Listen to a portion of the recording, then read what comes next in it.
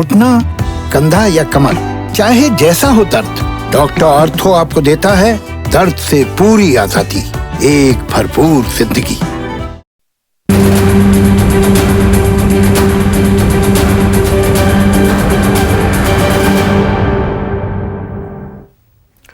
नमस्कार, मैं हूं संदीप चौधरी। आज सबसे बड़ा सवाल में फिर से बात किसानों की, किसान आंदोलन की, देश के अन्नदाता की। आज 53वां दिन हो गया है। किसान दिल्ली के बॉर्डर्स पर ही नहीं, देश के अलग अलग हिस्सों पर अपनी मांगों को लेकर डटे हुए हैं, अड़े हुए हैं। मांग आप जानते ही हैं। 10 दौर की बातचीत हो चुकी है सरकार और किसान नेताओं के बीच, लेकिन अभी तक कोई नतीजा नहीं निकला है। सरकार कह रही है हम संशोधनों के लिए तैयार हैं, लेकिन किसान कह रहे हैं तीनों कानून निरस्त करो, रद्द करो, न्यूनतम समर्थन मूल्य को कानूनी जामा पहनाओ। अब 2 दिन बाद अगली बैठक होने वाली है, लेकिन उससे पहले सबसे अहम चीज, मैं आज भरोसे की बात करने वाला हूं। भरोसे के बिना अगर कोई समस्या है, कोई दिक्कत है और उसका हल निकल रहा है या निकालने की कोशिश की जा रही है, तो दोनों जो पक्ष हैं उनमें आपसी भरोसा तो होना चाहिए। और 53 दिन में वो भरोसा कहीं ना कहीं नदारद दिखा है, ट्रस्ट डेफिसिट है। और ये मैं क्यों कह रहा हूं? क्योंकि जब बातचीत के दौर शुरू हुए तो इन किसानों को खालिस्तानी कहा गया, पाकिस्तानी कहा गया, थलुए कहा गया कि ठाली आदमी है, कोई काम धंधा है नहीं, मुफ्त की रोटी तोड़ने के लिए बॉर्डर्स पर आ गए, चाय पीते हैं, रजाई ओढ़ते हैं और सो जाते हैं। फिर बात आई कि चीन और पाकिस्तान से इनको समर्थन मिल रहा है। अरे ये तो नक्सलवादी हैं, ये माओवादी हैं। फिर बात थोड़ी आगे बढ़ी, आंदोलन और बड़ा होता चला गया। सिर्फ पंजाब हरियाणा तक महदूद नहीं रहा, उत्तर प्रदेश, राजस्थान, मध्य प्रदेश, महाराष्ट्र, तमिलनाडु, कर्नाटक से भी लोग आने लगे। तो किसानों को अन्नदाता कहा गया कि अरे ये तो अन्नदाता हैं, इनका हम सम्मान करते हैं, इनका मान करते हैं। जय किसान के नारे की फिर से याद दिलाई गई और लगा कि अब आपसी भरोसा, एतबार कायम हो रहा है तो बात आगे बढ़ेगी। मामला सुप्रीम कोर्ट तक भी पहुंचा। सुप्रीम कोर्ट ने सरकार को फटकार भी लगाई कि बातचीत का तौर तरीका निराशाजनक है, और सरकार को ताकीद की कि या तो आप ये कानून हटा दो, इन पर स्टे लगा दो, वरना हम करेंगे। ये 11 जनवरी की बात है, अब से 6 दिन पहले की बात। फिर 12 जनवरी को सुप्रीम कोर्ट ने बाकायदा इन तीनों कानून के अमल पर रोक लगा दी और एक 4 सदस्यीय कमेटी का गठन कर दिया गया। लगा बात आगे बढ़ेगी, लेकिन कमेटी में चारों के चारों सदस्य, उनकी पब्लिकली स्टेटेड पोजीशन से यह साफ हो गया कि ये तो तीनों कानून के पक्ष में है। उस पर भी हल्ला मचा। फिर भूपेंद्र सिंह मान ने इस्तीफा दे दिया इस समिति से, तो समिति सवालों के घेरे में आ गई। अब बात आगे कैसे बढ़ेगी? अब बात आगे बढ़ने के बजाय बात और पेचीदा होती जा रही है। अब खालिस्तान, विदेशी फंडिंग, वो आपको याद है ना, 70 के दशक की बात हो, 80, 90, विदेशी हाथ की बात आती थी देश में जब भी कोई समस्या उत्पन्न हो, पैदा हो जाए। अब फिर से विदेशी हाथ की बात आने लगी है। 20 से ज्यादा किसान नेताओं और किसान आंदोलन के समर्थकों को NIA, नेशनल इन्वेस्टिगेशन एजेंसी का समन भेजा गया है कि ये पैसा कहां से आ रहा है, ये विदेशी ताकतें हैं, ये खालिस्तान के समर्थक लोग इस आंदोलन का समर्थन कर रहे हैं। सिख फॉर जस्टिस नाम की एक संस्था है, उसका नाम आ रहा है।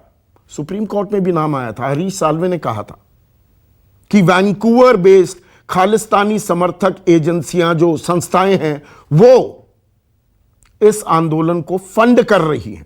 सरकार को बाकायदा इस बाबत एक हलफनामा सुप्रीम कोर्ट में दाखिल भी करना है। अब जो नाम है बलदेव सिंह सिरसा, ये किसान नेता है, इनको समन भेजा गया है। जसवीर सिंह किसान नेता हैं, बलविंदर पाल सिंह लेखक हैं, बलतेज पन्नू पत्रकार हैं, तेजिंदर सिंह पत्रकार हैं, जसवीर सिंह पत्रकार हैं। इसके अलावा दीप सिद्धू नाम के एक एक्टर, उनको भी एनआईए का समन भेजा गया है। ये फंडिंग कहां से आ रही है? आप किससे बात कर रहे हैं?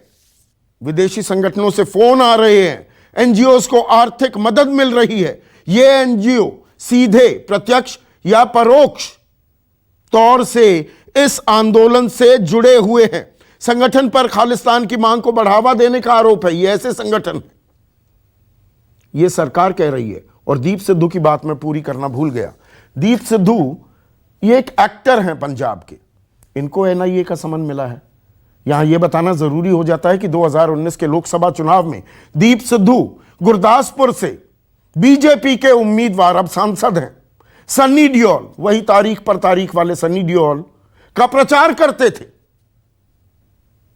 तब विदेशी फंडिंग में उनका हाथ नहीं था, वो संलिप्त नहीं थे, वो आतंकियों से, खालिस्तानियों से मिले हुए नहीं थे।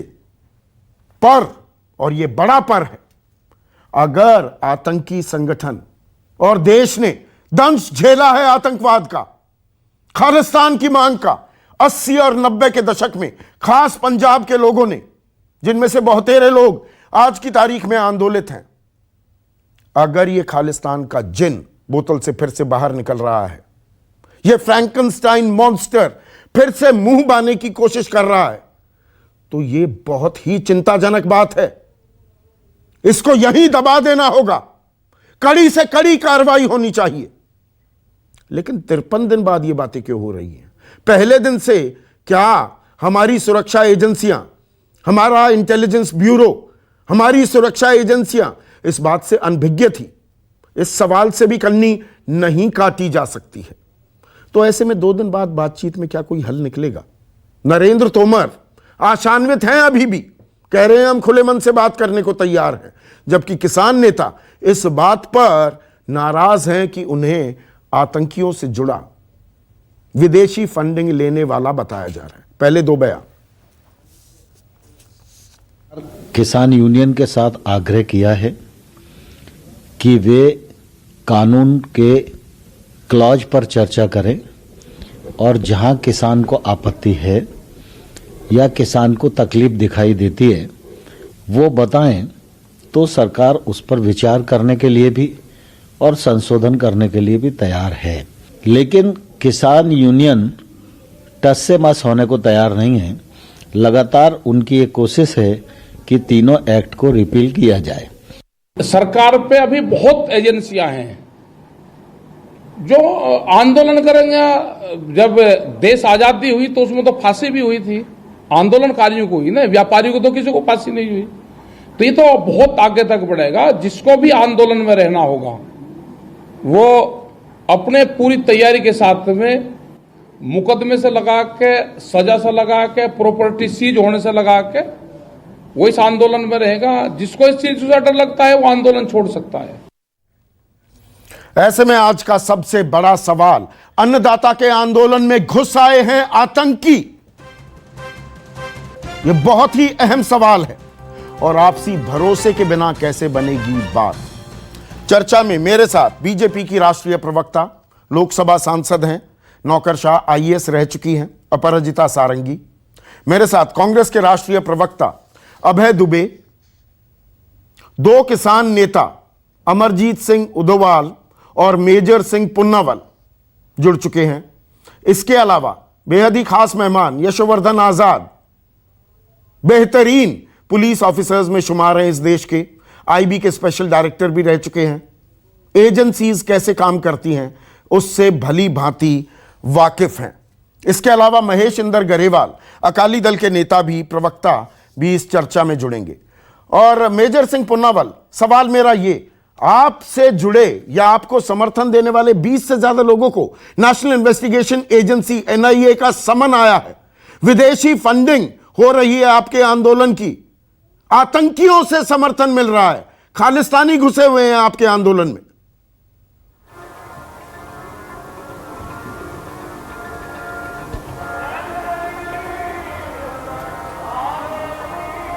मेजर सिंह पुनावल सर, सवाल आपसे था।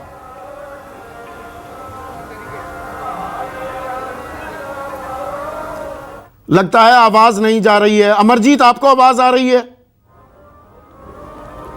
जी बिल्कुल संदीप, आप इस सवाल का जवाब दीजिए। बहुत ही गंभीर आरोप लग रहे हैं आपके आंदोलन पर। जी संदीप जी, आपके माध्यम से सरकार तक ये आवाज़ पहुंचाना चाहता हूं कि जब हम पंजाब में किसान नहीं थे, हरियाणा बॉर्डर क्रॉस करके आ गए, हरियाणा वाले हमारे साथ आ गए, तो धीरे धीरे जब सरकार ने मीटिंगें स्टार्ट की तो फिर हम किसान बने। उसके बाद में हम लोग कई मरतबा माओवादी, आतंकवादी, अलग अलग संगठनों से घोषित किए गए। उसके बाद फिर से बातचीत चलती नजर आई। अब जब से 26 जनवरी का जो किसानों का ट्रैक्टर रैली निकालने की बात की गई है, तब से सरकार भागते हुए नजर आ रही है। और भागते भागते कभी कभी ये होता है कि इनको खिंडाया कैसे जाए, हर हथकंडा अपना रही है। उस हथकंडे के चलते इन लोगों ने ये जो इल्ज़ाम है वो लगाने स्टार्ट कर दिए कि फंडिंग कभी वहाँ से आ रही है जहाँ से आ रही है। हम लोग तो सीधा सीधा ये बोलते हैं कि जो मोदी जी ने 9 लाख किसानों को 18,000 करोड़ रुपया दिया है, वो फंडिंग से हम लोग जहाँ बैठे हुए हैं, उस 2,000 रुपये से हम लोगों ने जहाँ पे आके आंदोलन किया है। जो फिर हम क्या कहें कि जो सरकार ने, मोदी जी ने पैसे दिए हैं वो भी एक आतंकवादी संगठन ने दिए हैं क्या? फिर हम लोग ये सोचें। नहीं, ये तो बात को घुमा रहे हैं आप अमरजीत, ये बात को घुमा रहे हैं। बलदेव सिंह सिरसा, जसवीर सिंह, इन तमाम लोगों के नाम आ रहे हैं। सिख फॉर जस्टिस एक संस्था का नाम लिया जा रहा है। संदीप जी, संदीप जी, किसी संस्था का नाम लिया जा सकता है, उसके प्रूफ भी होने चाहिए। बात कहने के लिए कह दे, जो भी अगला कह रहा है उसको मान लिया जाए, ऐसा तो नहीं है। इल्जाम तो किसी के ऊपर भी लगाया जा सकता है। दीप सिद्धू जी, आपने खुद बोला, आप जानते हैं ये बात अच्छे से कि वो बीजेपी के सन्नी देओल के एमपी जो रहे हैं, वहाँ से गुरदासपुर से, हमारे वहाँ से हैं सांसद, वो उनके साथ थे। उनके ऊपर किसान जथेबंदियों ने प्रतिबंध लगाया हुआ है कि ये बीजेपी के एजेंट हैं। आज बीजेपी बोल रही है कि वो आतंकवादियों के एजेंट हैं। अब मैं क्या कहूँ इसके लिए? मैं दीप सिद्धू जी से क्षमा चाहता हूँ कि इसके लिए मैं तो ये कहूँगा कि धोबी का कुत्ता ना घर का ना घाट का। ऐसा कर देना चाहती है क्या सरकार किसी को? ऐसे होता है क्या? कभी तो वो बीजेपी की मदद कर रहे थे, आज वो आतंकवादी संगठनों के साथ हो गए। मैं ये बात कहूँगा कि जो खालिस्तानी संगठन है, उनके जो आगे रहते हैं काम करने वाले, वो पूर्ण सिख रहते हैं, वो अमरदारी रहते हैं, उनके बार केस सब होते हैं। नहीं सरकार, ये एक मिनट अमरजीत जी, मेजर सिंह पुनावल, सरकार आरोप लगा रही है, एनआईए आरोप लगा रही है कि विदेश से भारत विरोधी संगठनों के फोन आ रहे हैं, मदद यहां से आ रही है, ये पैसा यहां से आ रहा है। पूछने वाले ये सवाल पूछ रहे हैं, जी आपने मसाज रिलैक्सर्स लगा दिए, वहां पर इतना बड़ा जमावड़ा लोगों का 53 दिन से बैठा हुआ है, ये पैसा विदेश से आ रहा है, देश को तोड़ने के लिए पैसा आ रहा है। संदीप जी, एक मिनट, ये सवाल मेजर सिंह पुनावल से है। हमारे वो भाई बहन है। जी, आवाज नहीं आ रही, आवाज बताइए जी। मेरा सवाल सीधा ये है, सरकार आरोप लगा रही है भारत विरोधी संगठनों के पास विदेश से फोन आ रहे हैं, फंडिंग वहां से आ रही है, देश तोड़ने वाली ताकतों के पैसे से आंदोलन चल रहा है। ये देखिए, पहले भी बोला गया है, आप भी, मैं भी यही बात बोलता हूँ। कभी तो हमें खालिस्तानी बोला, कभी हमें बखवादी बोला, बहुत से बातों से हमारे साथ सरकार ने की। जब किसानों के संगठन में कोई त्रेड़ ना पड़ी, सरकार कामयाब ना हुई, तो सरकार ने ये रास्ता अपना लिया। ये रास्ता किसानों के साथ नहीं, पहले भी जो सरकार को बात करता था उसे बोलते थे, कभी ईडी के साथ, किसी सीबीआई के साथ, उनको धमकाने के लिए ऐसी बातें सरकार बीजेपी की करती रही है पिछली 7 सालों में। आज किसानों के साथ जो उनकी मदद करते हैं, चाहे कोई ट्रांसपोर्टर है, गाँव वाले हैं, समाज सेवी लोग हैं, उनके दबाव डालने के लिए संघर्ष में वो लोग उनकी मदद ना करें, ऐसा एनआई के सहारा लेकर उनको नोट्स काटे गए हैं। हम बोलना चाहते हैं, जे आज ही क्यों जब संगठन चल रहा है, जेकर इन लोगों को ऐसी कोई बात थी पहले या पीछे हो सकती थी। हमने जब मीटिंग करने गए 15 तारीख को मंत्री जी को भी बोला कि जे ऐसी बातें सरकार कर रही है इसमें कभी कामयाबी नहीं होगी। जे सरकार को, इन संगठन को साड़ी एजुटेशन को फेल करने के लिए, बदनाम करने के लिए किया जा रहा है और इसमें कुछ भी नहीं। सरकार के पास सभी साधन हैं, एजेंसियां हैं, जे कहीं फंडिंग आती है उनको पहले देख लेना चाहिए, उनको उन लोगों के नाम बता देना चाहिए। आज इन किसानों के साथ क्यों हो रहा है? जे सरकार बदले की भावना से कर रही है। ऐसा ही नहीं, आज बीजेपी के दिल्ली के एक अध्यक्ष ने, एक भाटिया साहब ने चिट्ठी अपने कार्यकर्ताओं को भेजी है जिसमें किसानों को देशद्रोही बताया गया है और बोला गया है इनकी ट्रैक्टर रैली को इस पर हिंसा करो, आपको पुलिस कुछ नहीं बोलेगी। ऐसी बातें सरकार किसानों के साथ करती है, इसमें कुछ नहीं बनने वाला। हम बोलते हैं किसानों की तीनों मांगों को, तीनों कानूनों को रद्द किया जाए, एमएसपी पर कानून बनाया जाए, किसानों को मसले को हल किया जाए। जे किसान वहाँ देशभक्त हैं, बैठे हैं, इनको पुराना रिकॉर्ड है, वे तो इन आतंकवादियों के खिलाफ लड़ने वाले संगठन भी हैं, आज इनको आतंकवादी बोला जा रहा है। नहीं, बलबीर सिंह राजेवाल को बताया जाता है माओवादी हैं, दर्शन पाल को अल्ट्रा लेफ्टिस्ट माओइस्ट बताया जाता है कि वो जुड़े हुए हैं माओवादी संगठनों से, पुराना अतीत भी खंगाल कर लेकर आया जाता है। आपकी बात कट जाती है, हमें पूरी तो नहीं समझ पाती। राजेवाल का आपने नाम लिया है, उन्होंने तो एक बार नहीं बार बार स्टेज पर बोला है कि हम किसान हैं, किसान बनकर उड़े आए हैं, किसानों के संघर्ष लिए लड़ रहे हैं। हमारा और किसी राजनीतिक पार्टी के, किसी खालिस्तान में किसी और जथेबंदी के साथ कोई संबंध नहीं।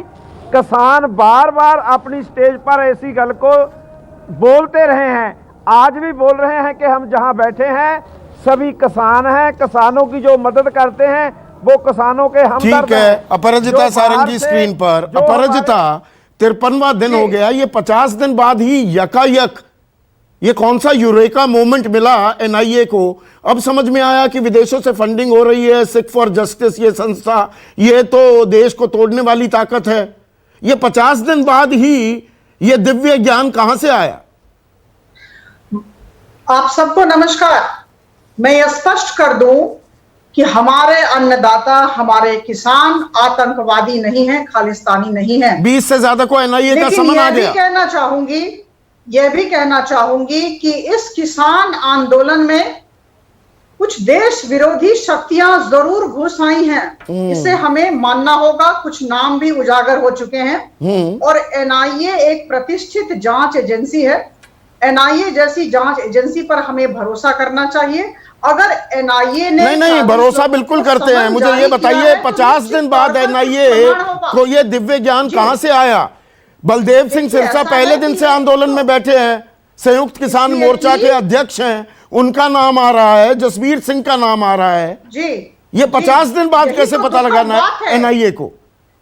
यही तो दुखद बात है कि इन 40 लोगों में बड़े बड़े किसान नेता भी हैं। और आज बिरसा जी से भी बात हो रही थी, उन्हें भी एनआईए का समन्स आया है, लेकिन वो एनआईए के समक्ष जाना नहीं चाह रहे हैं, लेकिन टीवी चैनल पर वाद विवाद में संलग्न हैं। अगर एनआईए ने कुछ नाम उजागर किए हैं तो हमें जरूर मानना चाहिए। और बात रही 50 दिन की, 53 दिन की, तो मैं कह दूं जांच एजेंसी है, सारे प्रमाण जब तक हाथ में नहीं आएंगे तब तक ये नहीं कुछ भी कार्यवाही नहीं। तो बड़ा आसान कन्वीनियंट तरीका नहीं हो जाता क्या? देखिए, हम सवाल पूछते हैं, एनआईए की बात, हमारा काम सवाल पूछना है। एनआईए क्या ध्यान भटकाने के लिए ये नाम सामने ले आएगी? जांच होती रहेगी, 10 महीने बाद पता लगेगा कि नहीं जी, चार्जशीट भी दाखिल करना भूल जाएगी। एनआईए भूल चुकी है ना।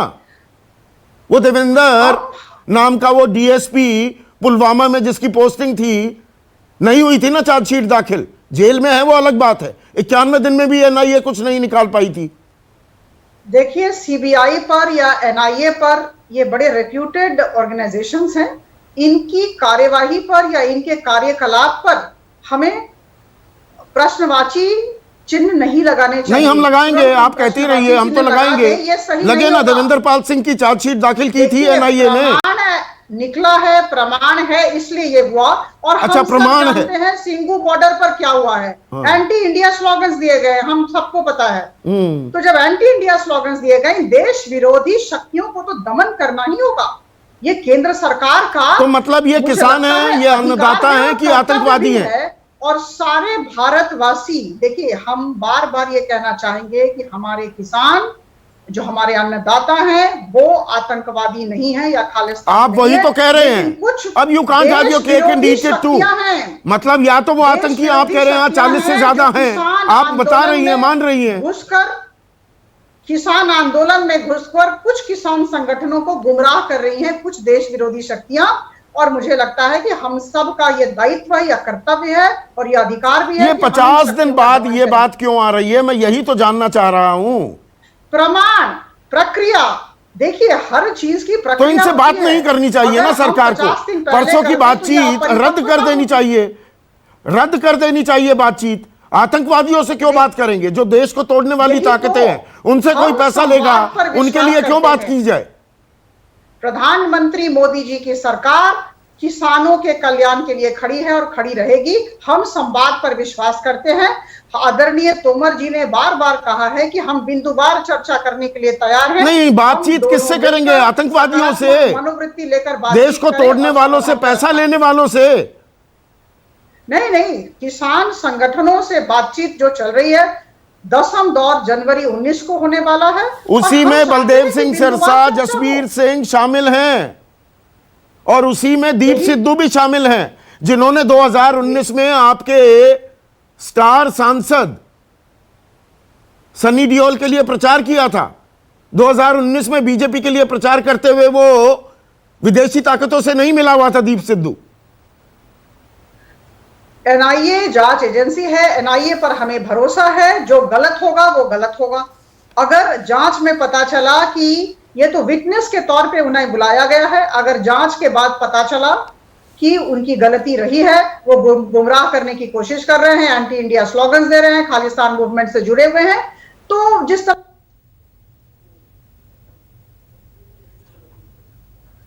अबे दुबे यहां पर आतंकी, अब ये तो तय करना होगा ना। देखिए बहुत गंभीर आरोप है, मैं इन्हें बहुत गंभीरता से लेता हूं। अगर किसान आंदोलन में विदेशी ताकतों का दखल है, देश को तोड़ने वाले अगर पैसा दे रहे हैं, समर्थन दे रहे हैं, अगर सिख फॉर जस्टिस ये संस्था आतंकवादियों से जुड़ी हुई है, खालिस्तानियों से जुड़ी हुई है, तो सरकार को सख्त कार्रवाई करनी चाहिए ना। संदीप चौधरी जी, अभी मेरे ख्याल से 20-25 मिनट शो में बाकी है और भारतीय जनता पार्टी की प्रवक्ता यही है। कुछ 4 खबरें प्रमुख जो लगभग सभी चैनल और समाचार पत्रों ने चलाई है बीते दिनों, वो पढ़कर सुनाता हूँ। हाथरस दंगों के नाम पर साजिश, 100 करोड़ की विदेशी फंडिंग का बड़ा खुलासा, ईडी और एनआईए की जांच में खुलासा। भीमा कोरेगांव में विदेशी फंडिंग का बड़ा खुलासा। दिल्ली दंगों में 100 करोड़ रुपए मॉरिशस रूट से आने का बड़ा खुलासा। सिंडिकेट बैंक के अकाउंट की डिटेल जारी होगी। एनआईए का बड़ा क्या हुआ था, कौन सा खुलासा?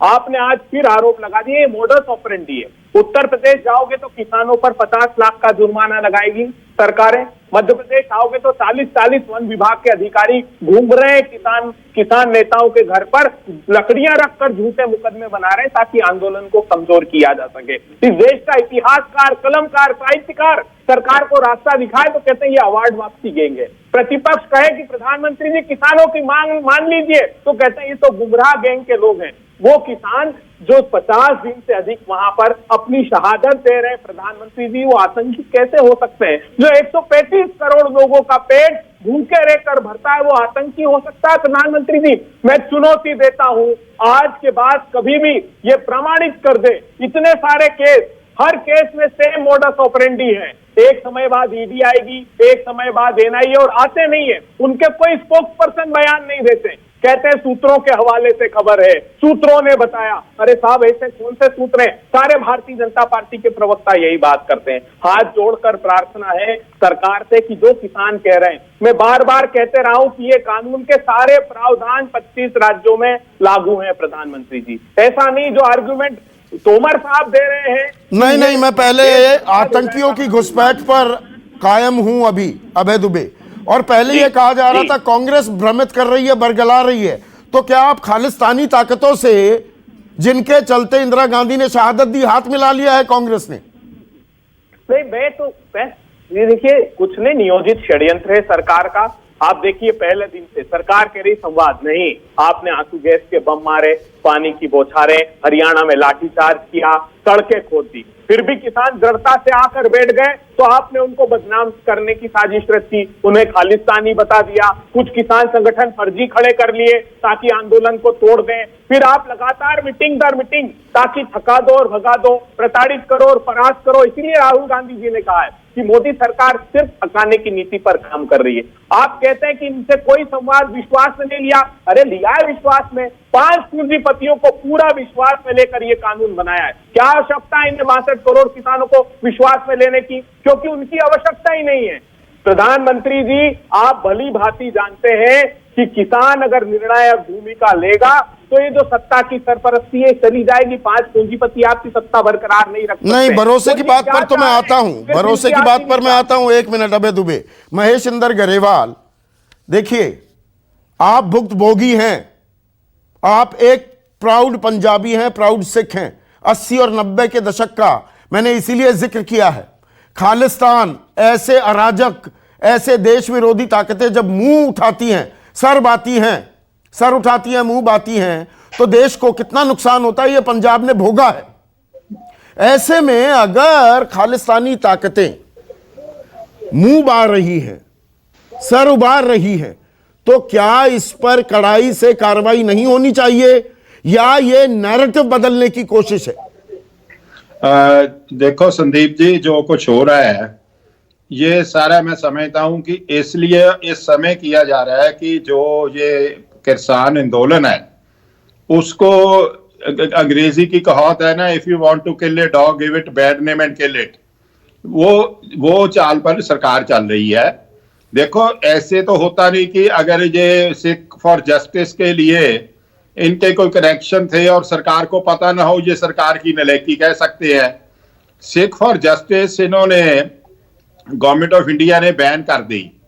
उनके जो इधर थे सारे चैनल्स ऑफ कनेक्शन वो सब फ्रीज कर दिए, और ऑल ऑफ सडन आज 40-45 दिन बाद, 50 दिन बाद, पहले 2 महीने पंजाब में ये संघर्ष चल रहा था, तो तब कहां सो रही थी सरकार? मैं समझता हूं जो किया है सरकार ने, ये बहुत ही हास्योहीनी बात की है। ऐसे मूवमेंट्स नहीं फेल होती। अगर ये सरकार के पास है, पहले सरकार पब्लिक करे कि कैसे है, कितने पैसे आए हैं, कब आए हैं। नहीं, प्रमाण होंगे तभी तो ये आरोप लगे हैं, तभी तो समन भेजे गए हैं। नहीं जी, पब्लिक क्यों नहीं करते पब्लिक? पहले पूछताछ करेगी ना एनआईए। नहीं जी, जांच किसकी करेगी?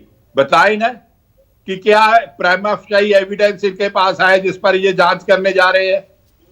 ये बात है संदीप जी, बहुत दुख की बात है। ये हम सब सरकारें करती आई हैं। पहले इंदिरा गांधी ने भी यही किया था पंजाब के साथ। से पहले अकाली दल को अतवादी कहा, फिर वक्फवादी कहा, फिर पाकिस्तानी कहा। जब भी मूवमेंट चलती है पंजाब से, सेंटर की सरकार कोई भी हो, कांग्रेस हो, बीजेपी हो, वो पंजाब को और पंजाबियों को बदनाम करने के लिए बहुत छोटे लेवल के हथकंडे यूज करते हैं, और इनको पता है ये कभी कामयाब नहीं। ये तो फिर खतरनाक राजनीति हो जाएगी ना। अगर ये आरोप जेन्युइन है तो भी बहुत गंभीर हैं, और अगर ये निराधार निकलते हैं तो भी क्या आप उकसा रहे हैं लोगों को? मैं पूरी जिम्मेदारी से यह सवाल पूछ रहा हूं। महेश इंदर गरेवाल, मैं संदीप जी बिल्कुल सीधा कह सकता हूं, सिख फॉर जस्टिस ने जब कोशिश की पंजाब में, तो 3-4 जगह उनके 15 अगस्त को खालिस्तान के झंडे लहराए।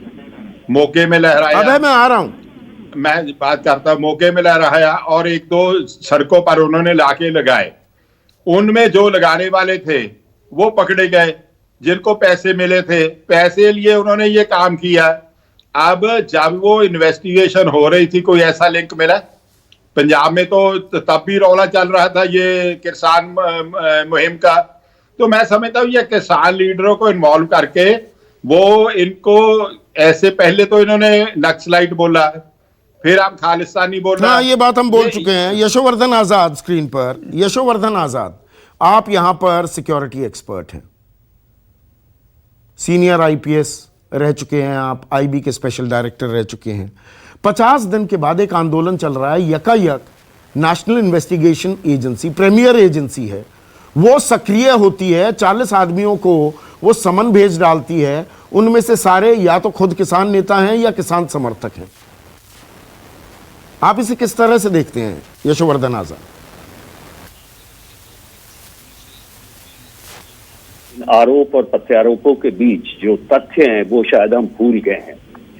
ये भावनात्मक ये जो उबाल आ रहा है दोनों तरफ से, ये तथ्य से बिल्कुल ही परे है। सवाल ये है कि अगर कोई आंदोलन चाहे इस रिजीम में चाहे पहले रिजीम में 50 दिन से ऊपर चलता है, तो क्या अलगाववादी संगठन उसमें रुचि नहीं लेंगे? ये तो लाजमी है, चाहे अभी हो चाहे तभी हो। अब इस प्रकरण में हम सिख फॉर जस्टिस की बात कर रहे हैं। सिख फॉर जस्टिस एक ऐसा ये है जिसका इन्वॉल्वमेंट मैं आपको बताऊं, इसलिए बताया जा रहा है कि सिख फॉर जस्टिस ने खालसा एड को कुछ पैसे भेजे, और ये जो आप कह रहे हैं कि 53 दिन के बाद सोचा गया है, यह भी सही नहीं है, क्योंकि यह केस शायद 15 दिसंबर को ही रजिस्टर हुआ था, जो सेडिशन का केस युवा के अंदर में है। अब सवाल ये है, क्या सिख फॉर जस्टिस ऐसे आंदोलन का फंडिंग नहीं करेगा? क्या क्या चीजें हैं हमारे पास सिख फॉर जस्टिस के बारे में? नंबर 1, उन्होंने इमरान खान से अपील की है कि वो उन्हें सपोर्ट करें। उनकी जो वेबसाइट है वो कराची के एक वेबसाइट के कोलैबोरेशन में है।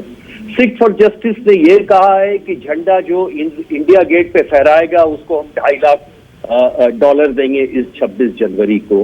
सिख फॉर जस्टिस ने सोशल मीडिया प्लेटफॉर्म पर आके सेडिशन के ऐसे ऐसे मामले दिए हैं, 3 ऐसे केसेस रजिस्टर हो गए हैं। तो ये बड़ी सिंपल बात है, क्या एक नेशनल इन्वेस्टिगेशन एजेंसी जब कोई केस रजिस्टर करेगी तो उसके पहले प्रूफ सारे देश को देगी कि इतने इतने ये आए हैं? उन्होंने स्पष्ट कहा है कि सिख फॉर जस्टिस के द्वारा फंडिंग की जा रही है। उन्होंने ये तो नहीं कहा कि किसान अन्नदाता देशद्रोही है, बिल्कुल नहीं कहा। नहीं, वही तो संदेश जाता है ना ना ना ना यशोवर्धन आजाद, ये संदेश वही जाता है। मेरी बात सुन ले, आप मेरी बात सुन ले। अब संदेश तो इस तरह का है कि यहाँ पे सारे मामले जो हैं या तो बीजेपी के तरफ या कांग्रेस के तरफ या पॉलिटिकल ओवरटोन ले लेते हैं। मुझे उससे कोई मतलब नहीं, मैं तथ्यों की बात कर रहा हूँ। तथ्य की बात यह है, अबे रुकिए, मैं आ रहा हूँ ना, उंगली बार बार मत उठाइए। नोटिस दिया है और इस नोटिस पे लोग उनको आके बताएं कि सिख फॉर जस्टिस ने फंडिंग की है कि नहीं, और इसका प्रूफ आपको मिलेगा। ये एनआईए देगी कि फार्मर बिल्स के बाद ही ये पैसे आने शुरू हुए थे, ऐसी सूचना मिली है जिसके नहीं, यही सवाल तो उठा रहे हैं अबे दुबे, यशोवर्धन आजाद, कि जब भी कोई आंदोलन होता है देश में, वो शाहीन बाग का हो, वो भीमा कोरेगांव हो, तो यकायक ये बातें आती हैं हाथरस में, अरे जी 2 करोड़ रुपए विदेशी फंडिंग से आ गए, और निकलता क्या है? 0 बटा लड्डू। इसीलिए मैंने देवेंद्र पाल सिंह का भी जिक्र किया। पुलवामा के मामले में इतने गंभीर आरोप लगे, एनआईए चार्जशीट दाखिल नहीं कर पाई। मैं इसीलिए टाइमिंग पर सवाल उठा रहा हूं। इसका उत्तर मैंने पहले ही दिया था कि अगर कोई भी एजिटेशन जो इतने दिनों तक चलता रहे, क्या उसमें अलगाववादी संगठन भाग लेने का प्रयास नहीं करेंगे? नहीं, प्रयास करने से ये कह देना कि आतंकवादियों की फंड, देखिए ये 2 बातें होती है। एक प्रयास करना, इक्का दुक्का पोस्टर्स लगे, हमने उसकी मजम्मत की है। इक्का दुक्का पोस्टर होने से क्या वो आतंकी आंदोलन हो जाता है? यशोवर्धन आजाद, आप इतने साल के तजुर्बेकार पुलिस ऑफिसर रहे हैं, ये तो कोई भी आंदोलन 1 लाख आदमी है, उसमें से 100 आदमी कुछ कर दें, पूरा आंदोलन की जी एंटी नेशनल है, उसको बंद कर दो, ये बड़ा कन्वीनियंट बोगी हो जाता है ना। मैंने तो ये नहीं कहा। नहीं, मैं आपसे पूछ रहा हूं। किसी ने भी कहा है, लेकिन आपने तथ्य खुद ये कहा कि सरकार संशोधन को तैयार है, सरकार सारे बदलाव के लिए तैयार है, सरकार मंडी और उसको भी बरकरार रखने को तैयार है, किसान नहीं मान रहे हैं। यहाँ पे तथ्य सिर्फ सिक्स और जस्टिस के फंडिंग के बारे में हो रही है। मतलब एक संगठन ने पूरे आंदोलन की फंडिंग कर दी, आप ये कह रहे हैं, और ये मान ले पूरा देश? बिल्कुल नहीं, मैंने ये भी नहीं कहा है। मैंने कहा कि सिक्स फॉर जस्टिस द्वारा फंडिंग की गई है, लेकिन वो फंडिंग तो बहुत, तो हमारी एजेंसियां क्या कर रही थी? ये 50 दिन इनको समझ नहीं आया, फिर इन लोगों से बातचीत नहीं करनी चाहिए, इनको कहना चाहिए पहले इन तत्वों को निकालो। इतना आसान नहीं है संदीप जी की एक ही दिन में पूरे फंडिंग का सोर्स पता लग जाए अमेरिका से और कनाडा से और कहां से, और तत्काल वो भी पता लग जाए किस आदमी को बिना और कैसे। हाँ, तो मतलब 8-10 महीने ये नैरेटिव चलता रहेगा कि आतंकवादी फंडिंग है, सिक्स फॉर जस्टिस वो नोन है, वो ब्लैक लिस्टेड है इस देश में उसे काम करने की इजाजत नहीं, बैन लगा हुआ है। जी नहीं, कहीं भी गलत कह रहा हूं तो बताइए यशवर्धन आजाद। मैं कह रहा हूं, मैं तो आपको बता रहा हूं कि फंडिंग के जो सोर्सेज हैं उनको ट्रेस किए जा रहे हैं। एनआईए ने आज तक कितनी फंडिंग ट्रेस की है यशवर्धन आजाद? हाथरस की फंडिंग ट्रेस हो गई, शाहीन बाग की ट्रेस हो गई, भीमा कोरेगांव की ट्रेस हो गई। के बारे में बात नहीं कर रहा हूं, नहीं ट्रेस हुई क्या? बारे में बात कर रहा हूं, मुझे नहीं आइडिया है उसका। मैं सिर्फ सिक्स फॉर जस्टिस एनआईए के बारे में बात कर रहा हूं। सिख फॉर जस्टिस, अमरजीत सिंह, देखिए सिख फॉर जस्टिस एक प्रतिबंधित संगठन है ना, वो इमरान खान को समर्थन, उसको गुहार लगाता घूमता है, $2.5 लाख इनाम देने की बात करता है कि वहां जाकर झंडा फहरा दो 26 जनवरी को। तो ऐसे संगठन आपके यहां दखल देंगे तो परेशानी होगी ना, सवाल पूछे जाएंगे ना? अमरजीत सिंह जी बिल्कुल सर, मैं आपकी बात से संदीप जी एग्री हूँ। पहले तो मैं आपके माध्यम से जसवर्धन जी से ये बात पूछना चाहता हूँ कि वो पहले क्लियर करें कि सिख फॉर जस्टिस इमरान खान जी को बोल रहा है, सिख फॉर जस्टिस किसानों को ये बोल रहा है कि वहाँ आप झंडा फैलाएं तो हम $2.5 लाख देंगे, जहाँ सिख फॉर जस्टिस फंडिंग कर रहा है। पहले ये बात को तो क्लियर कर लें। और दूसरी बात मैं ये कहूँगा कि जैसे गरेवाल जी ने कहा है तो घर का बेटी लंका डाए, तो गरेवाल जी इन पार्टी के साथ रहे हैं, वो अच्छे से जानते हैं कि बीजेपी क्या कर सकती है, सरकार क्या कर सकती है, किस हद तक जा सकती है। तो वो जो उन्होंने कहा वो बिल्कुल साफ था कि बीजेपी की ये घटिया आइडियोलॉजी है। अभी जसवर्धन जी ने कहा कि सरकार ये बात कह रही है कि हम संशोधन कर देंगे, हम हर बात मानने के लिए तैयार है, उसमें संशोधन तक, रद्द करने के लिए नहीं। अगर किसान उस संशोधन की सरकार की बात नहीं मानती तो हम इस आंदोलन को आतंकवादी घोषित कर देंगे। जसवर्धन जी के लफ्जों से साफ जाहिर हो रहा, क्योंकि वो खुद बोल रहे हैं ये बात कि सरकार ये बात कह रही, अगर हम लोग सरकार की बात नहीं मानेंगे तो हम लोग आतंकवादी घोषित कर दिए जाएंगे। एएनआई ने कुछ भी आज तक नहीं किया है, किसी भारत की एजेंसी ने कुछ नहीं किया है। पुलवामा हमला करवाने में पूरा भारत का ही हाथ था, वो अभी तक क्लियर नहीं हो पाया। तो कहीं पे जब जो लोग दंगे करवा लेते हैं खुद, तो उनको समेटने की बात कर देते हैं। मगर ये आंदोलन एक शांतमय ढंग से किया जा रहा है। ठीक है, अगर कोई रैली निकलती है वो शांतमय। एक मिनट, भरोसा कैसे कायम होगा, जो मेरा दूसरा अहम सवाल है। अगर ये आरोप प्रत्यारोप लगेंगे, ये चार्जशीट दाखिल होंगी और अब एनआईए ने काम शुरू किया है तो ये लंबा चलेगा, अभी और नाम भी सामने आएंगे, ये तो जाहिर सी बात है, ये हमेशा इन्वेस्टिगेशन का एक प्रोसेस है। आप करियर ब्यूरोक्रेट रही हैं, भरोसा कैसे कायम होगा फिर? कि जो विपक्षी दल हैं वो चाहते नहीं कि इसका सामान हो, कहीं ना कहीं आग को सुलगा के रखना चाहते हैं। हमें किसानों पर बहुत भरोसा है, हम बातचीत कर रहे हैं और भरोसा है और हम आशावादी हैं कि जनवरी 19 को बात होगी तो कुछ बीच का रास्ता निकलेगा। रिपील ऑफ द लॉज का तो प्रश्न ही नहीं है, इसे हम लोगों ने स्पष्ट तौर पर कह दिया है। और आप रिपील नहीं करेंगे, किसान वापस नहीं जाएंगे, मतलब लड़ाई लंबी होगी। तो अब एनआईए की इन्वेस्टिगेशन आ जाती है। मुझे अपराजिता एक चीज समझाइए, छात्र आंदोलित होते हैं तो वो टुकड़े टुकड़े गैंग के हिस्सा हो जाते हैं, मतलब जेएनयू जहां से निर्मला सीतारमन भी आती है और एस जयशंकर, आपके दो बड़े मंत्री, वो मतलब देशद्रोहियों का गढ़ हो जाता है, टुकड़े टुकड़े गैंग हो जाता है।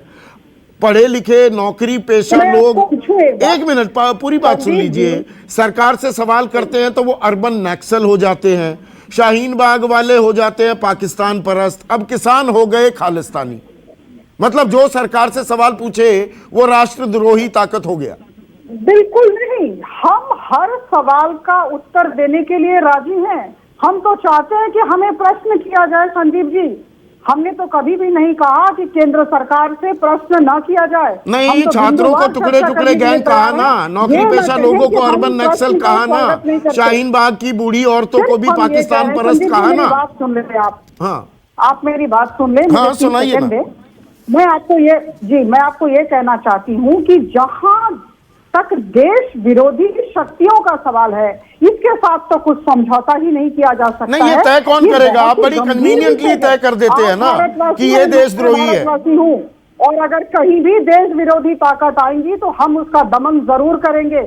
एनआईए एक संस्था है, एनआईए समन जारी किया है और मुझे लगता है अगर सिख फॉर जस्टिस इसमें ये भी संस्था का नाम हुआ है। आप जानते हैं कि 2019 में से बैन किया गया है और पिछले 5 सालों में 14 केस में थे, 40 लोगों को अरेस्ट किया गया था। This is a banned organization. हाँ, वो मैं जानता हूं। तो ऐसे में अभय दुबे, अगर देश विरोधी ताकतें हैं, वो चाहे छात्रों के बीच सक्रिय होती हैं, शाहीन बाग में सक्रिय होती हैं, जहां भी होंगी, सरकार उनका दमन क्यों नहीं करेगी? कहाँ किया बताइए, दीजिए प्रमाण। वो टुकड़े टुकड़े गैंग जो नारे लगाए थे, भारत तेरे टुकड़े होंगे इंशाल्लाह इंशाल्लाह, कहाँ है वो बताइए ना। दिल्ली में आपकी सरकार थी, दिल्ली में पुलिस आपकी थी, आज तक पता ही नहीं सरकार को उनका। कैसी है आपकी एनआईए ये? अरे अंतरराष्ट्रीय संस्थाओं से पैसा आए नहीं आए उसके प्रमाण हो नहीं हो, लेकिन इंटरनेशनल ख्याति आपकी सरकार की हो गई अपराजिता जी।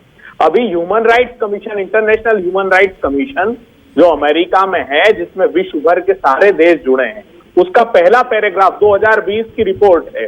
The Bharatiya Janata party one the May 2019 election with majority to return Prime Minister Narendra Modi for a second term. The Modi government continued its widespread practice of harassing and sometimes prosecuting outspoken human rights defenders, journalists for criticizing government. और वो कह रहे हैं social activist, पत्रकार, जो भी सरकार के पॉलिसी के खिलाफ बात करता है उसको या तो प्रोसिक्यूट करते हैं या हरेस करते हैं। ये मैं नहीं कह रहा हूं, ये इंटरनेशनल ह्यूमन राइट कमीशन की लेटेस्ट रिपोर्ट। तो अंतरराष्ट्रीय ख्याति मोदी सरकार की है, आप प्रताड़ित करना बंद कर दीजिए। मैं नियोजित रूप से आप इस आंदोलन को सिर्फ तोड़ने के लिए एनआईए का सहारा ले रहे हैं। अभी संदीप चौधरी जी ने भी और मैंने भी सिलसिलेवार पूछा कि शो के खत्म होने तक एक प्रमाण या 1 महीने बाद तक भी एक प्रमाण दे दीजिए जितने आपने आरोप लगाए। और सारे भाजपा के प्रवक्ता कहते थे मॉरिशस रूट से हाथरस की फंडिंग के अमेरिका में वेबसाइट बन गई है। यशोवर्धन जी कह रहे हैं ऐसी वेबसाइट भी बता दी थी इन्होंने कि अमेरिका में जो दंगा हुआ था उसी की तरह वेबसाइट बनी है। एनआईए ने केस रजिस्टर किया है, मॉरिशस रूट से पैसे आ गए, दिल्ली के दंगे में सिंडिकेट बैंक के अकाउंट तक की बात कर दी थी। कोई प्रमाण नहीं मिलता संदीप चौधरी जी। ये सिर्फ उन आंदोलनकारियों को, उन लोगों को जो सरकार को सही रास्ता दिखाना चाहते हैं। अरे कानून वापस क्यों नहीं लोगे?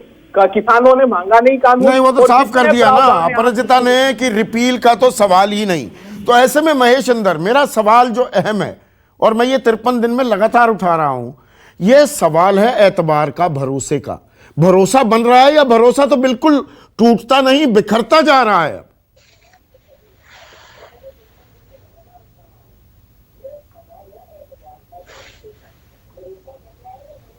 महेश इंदर, आपको सवाल सुन रहा है? हाँ जी, हाँ जी। भरोसा बन रहा है या भरोसा टूट ही नहीं, बिखर रहा है दरअसल अब? संदीप जी, मेरी बात एक बिल्कुल स्पष्ट है। अनफॉर्चुनेटली दिल्ली में चाहे तो राज करे कांग्रेस, चाहे करे भारतीय जनता पार्टी, ये पंजाब इनके एजेंडे पर नहीं और पंजाब और पंजाबियों को बदनाम करने के लिए महेश इंदर स्क्रीन पर, अबे बीच में नहीं। हाँ बोलिए। ये जो दिल्ली की सरकार है, चाहे वो कांग्रेस की थी चाहे अब भारतीय जनता पार्टी की है, ये सब हथकंडे बरतते हैं।